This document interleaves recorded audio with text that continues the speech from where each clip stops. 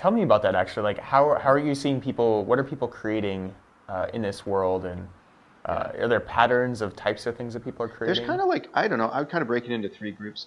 One is obviously avatars, just Hmm. like what you see with the robot there, or our flying camera person. You can make an avatar in almost anything and then sort of animate it with your motions. So there's a lot of play in that, anything from a dragon that has a working tail, where you can, Mm. walk around and your tail works, follows you, to photo scan people like us. So that's one category.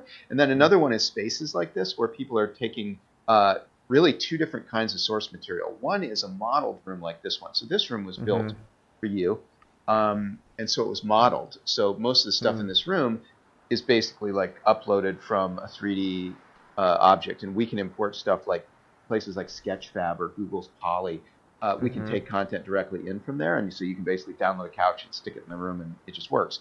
There's another way to capture whole rooms, though, which is what I mentioned with the tomb. And that's this deal, where you take a camera and you take 1,000 pictures of the room and then you Mm. feed it into a piece of software, and the software extracts a 3D model from all the images Mm-hmm. and lights it and everything for you. So that's another way. That's what happened with the tomb, for example. Mm-hmm. So we're sort of seeing things happening in those areas. And then the third category is stuff like a car, or there's a guy in our community who made these grappling hooks that Mm. you load up and you put them on, and then you point and shoot at the wall, and like Spider-Man, it throws a web and then pulls you over that way. Fun. So that's actually one of the people we just started enabling people to make money from the things that they build in here using our Oh, rad. cryptocurrency.